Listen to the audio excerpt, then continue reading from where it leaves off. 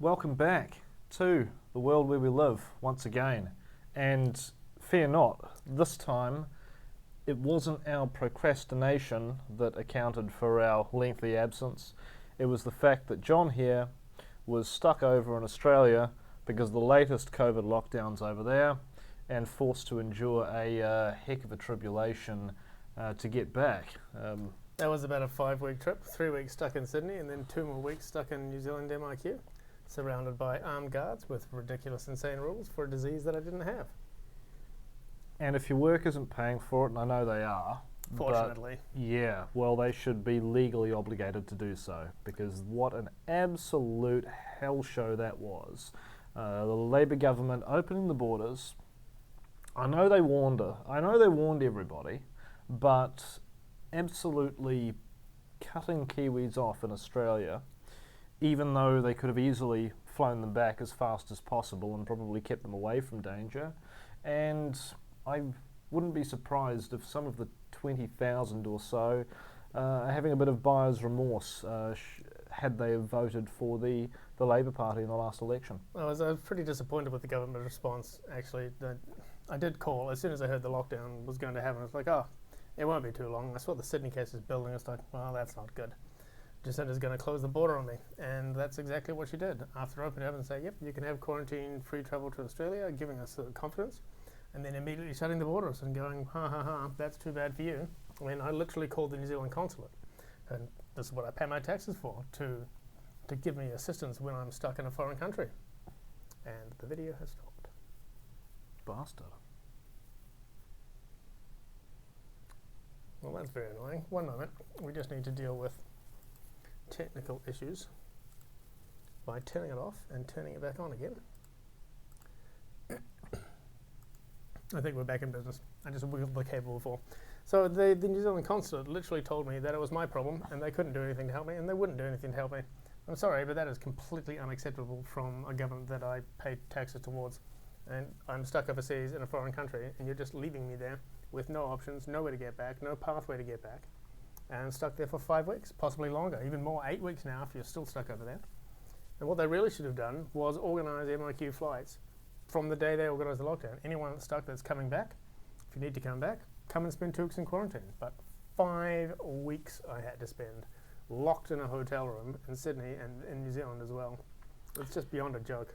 And what was really ridiculous is that even though the government warned everybody and expressed very little sympathy for people like John who were stuck over there, many of them were posted because of their work. They didn't even want to go. I didn't. And they should suffer? My goodness. We need to get our priorities sorted. If we're going to have travel bubbles, if we're going to have everything, you need to have an easy path back. You can't just cut people off. It isn't right. But tonight, we're not going to talk about that. We're going to talk about Laurel Hubbard at the Olympics. And, I've been thinking so much about that, I forgot about the other two topics. Auckland Transport and what That's they're right. doing with the nature of our transport infrastructure and why we're paying these socialist morons to destroy everything in our city and make traffic worse instead of better. And speaking of socialist morons, we're also going to talk about the supposedly the inflation that's causing As the food government puts prices. it, the lack of competition within the supermarket chains in New Zealand. It's totally nothing to do with the fact that you're printing $770 million a week at the moment and that everybody's value of labour is going down. We'll get that in the third segment though. Stay informed. All right, for a kick-off. What do you think about this Laurel Hubbard nonsense that's going on, Jared? She's won gold at the Olympics and destroyed the dreams of 2 young Samoan girls who have trained their whole life to get to this point. And what does it say to women's sport in general? I mean, that men are better than women is what it says. Well, okay, all right. If I was going to be devil's advocate, I would have no sympathy for anybody who's having a bit of buyer's remorse when it comes to these sorts of policies.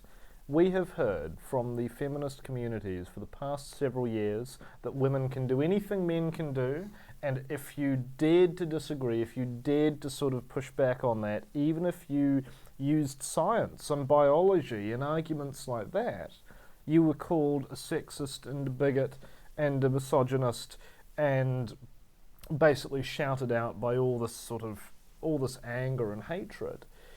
This is what you wanted. This is what the leftists wanted. And They we got warned it. you about this. We warned you that this would happen. Yeah, how can you support this? If there's one bit of good I think that can come of this, it's that it will be a bit of a touchstone. It will be this moment that so many people who maybe were okay with this sort of the militancy of the LGBT community, of this anger and this sort of this shouting down and refusal to discuss anything, and all of this social justice nonsense, they'll look back at this and see that this is the point where politically correct culture went way too far, and finally they'll realise what fools they've been in supporting it, because I think the best thing that can possibly come out of this is a transgender Olympic category. yes, absolutely. No, that's what we need. One for M to F and one for F to M. Exactly. And now everybody is on equal footing again, and you do not destroy the hopes and dreams of these two young Samoan girls who have trained just as long and as hard as Laurel Hubbard has. And they've been pinched at the mark by a man. Like, literally.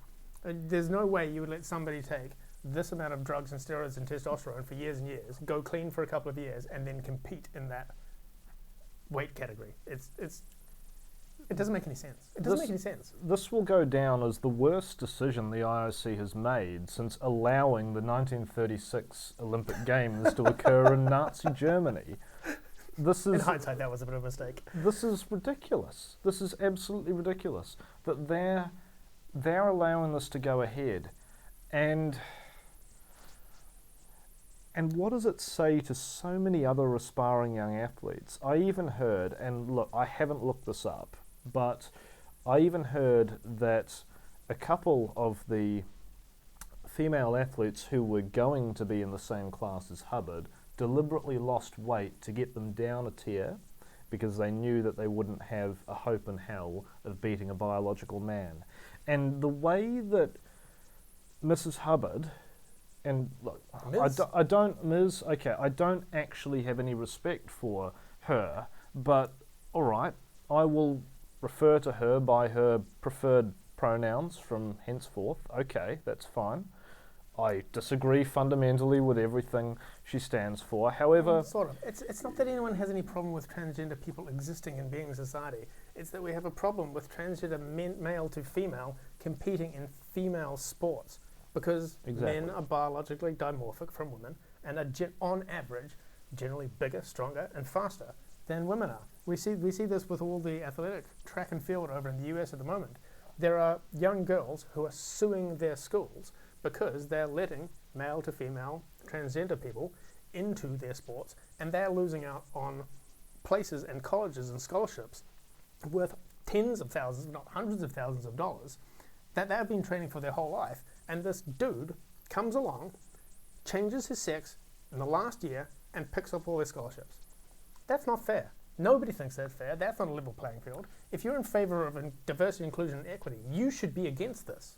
the way that Hubbard is being depicted as a victim is disgusting, because the real victims are the female athletes that he is deceptively crushing the dreams and all the work and all the effort that those poor women have put into trying to be the best in their field, to win prizes, to get glory, to be the best of the best, that he could not ever achieve in the male competition. Look, you want to be a woman, that's fine. I don't care. No. You want people to address you as a woman. Look, even I'll do that. And I can't stand what you're doing. Either Hubbard is ignorant and unethical for not stepping down, even though she knows she has a massive advantage and it's unfair on everybody else, and the cynic in me views it more that this mediocre male athlete has become a female, become a woman, because she knew she couldn't compete in the male competition, and she knows that in the current socio-political climate, she's likely to get away with it, and she has this massive army of LGBT etc. supporters Do you think who are that's going to actually attack anybody. I don't Do you think think it it's was. for that specific reason? I don't think it's for that specific I reason. don't think it's for that specific reason either. But I'm certainly willing to it's- give Laurel that it's she being feels transgender. it's being used for I think this is an very malicious unintended purposes. consequence of having male to female people transitioning in sport. I don't think this is an intended consequence on Laurel's part, or on the IOC's part, or anyone else's part. No one wants to prevent you from living your life the way that you want to live it. We don't have a problem with that. But we do have a problem when you're also an athlete, and now that's impacting the lives of other people. Where's the kindness and compassion for the women who are competing in these sports, who are the best in the world? They still can't compete against men. It's totally unfair. And really, what worth is getting a gold medal in these circumstances, really? Very little. Nobody cares about the Olympics anyway. Hubbard will be the only person celebrating, and there will be a lot of people, when they're reading out the medal totals, will subtract one off it because they don't believe it to be legitimate. I've seen a lot of people commenting under the photo where Laurel's standing in the first place with the two Samoan girls. Next to them, the second and third, they look crushed. And the most common comment is cheat. Because that certainly seems what it is. And cheating. The effort that not just the IOC, but other athletes and their supporters have put into stamping out any kind of cheating in the past. There were Eastern European athletes, female athletes, jacking themselves up with testosterone and things like that How's this any in the different? 1980s. It's not. And they've made it about testosterone. You always hear that, oh, the testosterone level's the same. They've done that as a complete MacGuffin. It's a distraction. That's not... Testosterone doesn't make you better. Having But it a gives you vastly stronger biology from the outset does. It's years of developing under the influence of testosterone. That's what makes men and women different from each other. Anyway, is there anything else you want to say sort of about that? Oh, I think we've made our I think view we're pretty clear on clear. Look, I'd like to say it's nothing against Stop treating Miss Laurel Hubbard as a hero. herself, but it's either a malicious to use this to win, or it's ignorant and unethical to not bow out when you know you have such an advantage now that it's not even a competition, basically. Just create a transgender category and be done with it. Then they can compete, and everyone can compete then. Now there's no problem. This is why we have the Paralympics, right? Parallel to the Olympics for people with disabilities. Great. Do it for transgender people too. There was actually an interesting, I think it was your brother that shared it actually. There was an interesting sort of post on Facebook, and it said, all this trying to stop people using drugs and steroids, what we need is a normal Olympics and an Olympics where you can take all the drugs you want. And we'll see what the human body is capable of under a bit of influence. I'm down for that as well. I think that would be really funny. Exactly. You would get massive, interesting people in that one. It might be a little bit crazy though. Anyway, drugs are bad, kids. Don't do them. Don't do them. No. So the next thing I kind of wanted to move along is just last week, Heather Duplessis-Allen did an interview with the head of Auckland Transport, whose stated goal is to make driving around Auckland so difficult and so time-consuming and so much traffic that it'll force people to take public transport, which is fine for that 1% of us that live and work near some kind of public transport hub, but really sucks for the 99% of other people who have had our travel times doubled due to the action of these people that we employ to make our roading infrastructure more efficient. These people need to be fired immediately. This is not what we asked you to do. We asked you to make our traffic better, and you are on purpose making it worse. You guys have got to go. Well, for a start, New Zealand, Auckland especially, will never have efficient public transport, and that is down to the makeup of the city. The nature of our geography. The geography. We have I think it's something like 54 major mountains and volcanoes and things that we have to navigate around. And all the ocean parts coming out on this tiny little shitty isthmus that we live on. So, no, you can't just cycle. You can't just catch the bus. You certainly can't just catch the train to a lot of places of work.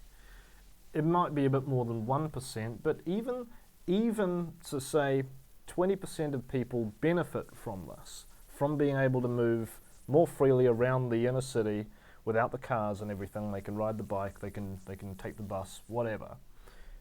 All of the resources that makes their lives possible, the couriers, the truckies, bringing goods to them so they can live in an apartment in the middle of the city, they have to travel on roads too. Yep. So there's another interesting argument. They're doing this, and it's ideologically driven. Mike Hosking did a very good talk about it the other day. Fact versus fiction, and basically they have this very misguided belief that it will help save the environment. Well, simple fact that you can look it up here. It's physics that sort of make this the case, but engines, whether it's internal combustion or electric, are vastly more efficient when they're travelling at a constant speed than if they're having to stop and start all the time. So, if you were clean and green and worried about the environment, you would want the least possible number of stops and the highest possible travel speed, because that's when combustion engines become most efficient. Instead, what we've got is the opposite, where we're having speed limits reduced to 10 kilometres an hour, to 30 kilometres an hour, 1 million traffic lights, 1,000 pedestrian crossings, all up and down Queen Street. Big planter boxes and obstructions on the road everywhere. Why? To make roads safe for pedestrians. Now, I'm sorry, but roads are for cars. If you're a pedestrian and you are on the road, you deserve to get run over. Get off the road. Roads are not for you. That's what footpaths are called. That's why they're called footpaths. They can have elevated footpaths every 100 metres or so. That would be easy to do, and it wouldn't annoy the motorists. So annoy and inconvenience everybody. And think about all the people that have actually got to travel every day for work. If you're a technician, a builder, an electrician, you are now wasting fuel and time. Most importantly, time. What do you think your electrician or plumber costs to call out? $150 an hour just for the call out? Yeah, tradesmen can't take the bus. They can't take the bus. They've Property got to managers can't either. Well, pretty much no one can take the bus. The lot only people that can take bus are socialists that are pencil paper pushers that sit in offices in the CBD and live literally next to the bus and train lines. If you actually look at what is predicted to happen to the future of work and of employment, people will not be pursuing a career in one field. They will have to navigate between several different jobs, and that's just going to be normal. So how is it feasible to have to travel to different jobs in different places? You can't just catch the bus and be on time. And what if you have to bring your own equipment? What if you're doing anything like that? You're going to need a car, and you're going to need roads, and you cannot have congestion everywhere. Not to mention, in the age of all these pandemics that are going around, public transport's actually a public safety, health safety issue, because you're cramming a bunch of people who are potentially sick into a tiny little area and recirculating the air. So, as the Wilkin parking advertising down the road says, keep safe in your own bubble. Drive a car. Best ad ever. Thanks, Wilkin Parking. That is very good. Yeah. Public transport is the mode of transportation we used to have all people living in the suburbs. You could go around and pick them up in the bus, and they'd all go and work in the same factory together. That is not the case now. We have people travelling for an hour, if not 2 hours, every morning, either in their car or on public transport, to get to their jobs. But they're travelling across Auckland, and sometimes they're not on a public transport route. For me to get to my office in town, from here, where I live in Mount Wellington, is an hour and a half on the bus. Well, in peak traffic, it's getting up to an hour now on the motorway, because the motorways are completely clogged all the time by people who sit in the right-hand lane, do not keep left. The traffic lights, they do not enter at proper speed on the motorways. They don't get up to speed. They brake, which causes the traffic light to start. An 80-kilometre area through Spaghetti Junction causes backups all the way past Green Lane, if not down to the Mount Wellington exit now. And the fact that Auckland Transport Transport is all forms of transport. It's everything. You cannot just prioritise public transport and riding a bicycle and things like that. They are responsible for all forms of transport. Most Kiwis, most Aucklanders drive cars, and so they need to prioritise them more than anything else. I think it's only something like 20% of the population takes public transport. So why are we focusing on them? Why are we building a $750 million cycle bridge across the Harbour Bridge? Well, I'm not surprised. Have you ever tried taking public transport in Auckland? I have. My it always word. doubles my journey time, and I never get to where I want, and then I have to walk for about half an hour afterwards. But that's not the only thing that's costing us more money. We're seeing the effects of inflation, people. We're seeing the effects of inflation. This happened about 3 years ago now. Labour had put the Auckland regional fuel tax on, had put some extra fuel taxes, I don't know, probably some climate change tax on gasoline and diesel Carbon as credits, well. Yep, carbon credits. Yep. And then they had the audacity to say that they thought Kiwis were getting, quote, fleeced at the pump by the fuel companies. Because there wasn't enough competition in the market, which is what the Commerce Commission usually reports. But it's not that. It's because you charge us more than half the price of gas in tax. Now the Labour PR folk are trying to fleece us by suggesting that the increasing prices of food are due to the supermarket chains greedily taking too much, greedily clipping the ticket on the way. Well, I just did my shopping the other day, and I had to do quite a big shop, so 5 and a half weeks of wait. I needed to do quite a lot and get all my supplies back up again. I've noticed I usually buy the home brand, whatever the cheap brand from Pack and Save is, in pasta, because I don't personally eat pasta, but my flatmate does. And I noticed that before I went away, it was 99 cents for a bag. It's now $1.09. That is a 10% increase in the cost of a very low cost on special item. The government was reporting that we've only had 3.3% inflation, except we've had between 2.5% and 3% inflation for the last 3-4 months. The amount of inflation that we actually have is 10 times what the government is claiming that it is. We are in hyperinflation right now. The New Zealand government is currently printing $770 million worth of new New Zealand dollars that they're introducing into the market. Our borders are closed. We're not producing anything more. We've had no increase in efficiency. We're not selling anything more. This is just making the value of your dollar worth less. And the government, and in addition to that, the government is spending like nobody's business at rates that we never saw under National. We never even saw under Helen Clark's Labour government. And a lot of this is borrowed. It's all borrowed. All of it. All of it. My The word. $770 million a week in borrowing from the Reserve Bank of New Zealand and other sources. And to try and deflect, this is something that George Orwell warned us about. Once again, there's a lot of that the government's getting up to that I feel that Mr. Orwell would have a few things to say about.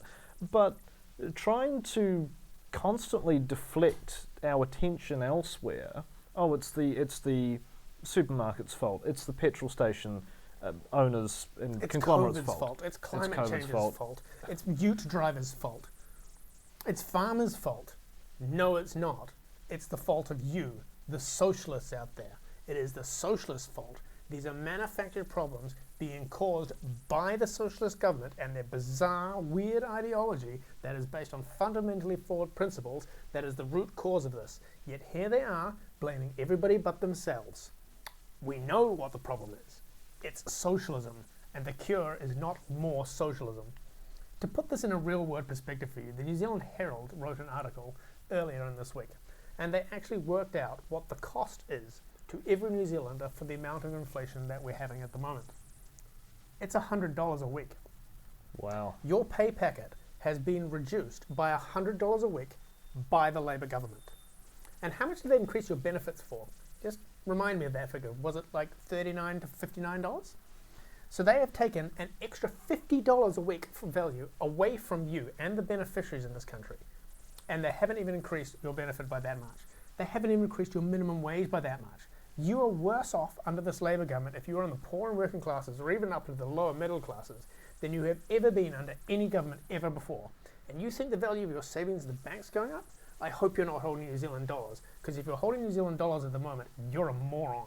You need to get it into something that goes up with inflation, whether that be property or Bitcoin or cryptocurrencies or gold or silver, anything that's not New Zealand dollars, because they ain't going to be worth anything when hyperinflation finishes. Well, certainly those that are able to do it have definitely been getting into property, and this is why. It's a refuge. Bitcoin. Everyone can get into Bitcoin. Goodness, put it on gold if you want to. Anything. Gold's a good bet too. Just don't stay in New Zealand dollars, because she's inflating the currency beyond. This is how hyperinflation starts. It starts really slow at the beginning, and it's going to ramp up over the next year. And you're not going to get pay rises that are commensurate with this. Every year that we get 3 or 4% inflation, the next month's predicted to be 4. The banks are predicting 4% inflation next month. Right. Well, how much is your pay packet going up a year? Is it going up 30 or 40% a year? No. Well, you're losing that kind of money in inflation eroding value. Your savings are going to be worth nothing. It's exactly what she wants. She wants you to own nothing and be entirely dependent on the Labour government. So next week we'll mention the three waters, which I only just thought of when you made that last statement. We can touch on that very quickly if you like. Or do you want to do a bit more of a topic on it? No, I think we'll need a bit more of a topic. Fair enough. Yeah, we could talk for 30 minutes about that. Oh, yeah. State control of everything. You know what that's called, kids? Socialism. And socialism leads to communism. By the time you get to communism, it's too late. Well, Marx said it himself. Was it Marx? No, it wasn't Marx. It was one of the later ones. Wasn't Gorbachev either, Brezhnev. What's the quote, Jack? Basically, the Americans will fight if we try and put communism on them too much and too fast. Instead, what will happen is that their freedoms will gradually be eroded piece by piece until one day they will wake up unawares and realise that they finally have communism. Or something to that effect. That was Gorbachev. It was Gorbachev, Yep. was it? Yep. My goodness. This rubbish has to stop. All the problems are caused by more socialism. Everything gets worse when there's more socialism. The solution is not more socialism, guys. We've got to get rid of this Labour government. They have got to go. Otherwise, this is going to be the destruction of our entire country, and it'll be too late. Well, hopefully the buyer's remorse of all their voters comes back to bite and is indeed nagging at their consciousness right now in time for our next election. Oh well, at least it gives us interesting things to talk about. Anyway, guys. There's always an upside, right? It's been great talking to you again, and hopefully we'll be able to do this a little bit more regularly. Certainly we will. Thanks for the support. Hopefully I won't get stuck in a foreign country again. Well, we're not going to make that mistake again, are we? No, I'm not leaving until this is all done. Or ever again. Travel can go away. Not interested. Great. Thank you very much. Take care. Catch you later. See you later. Bye.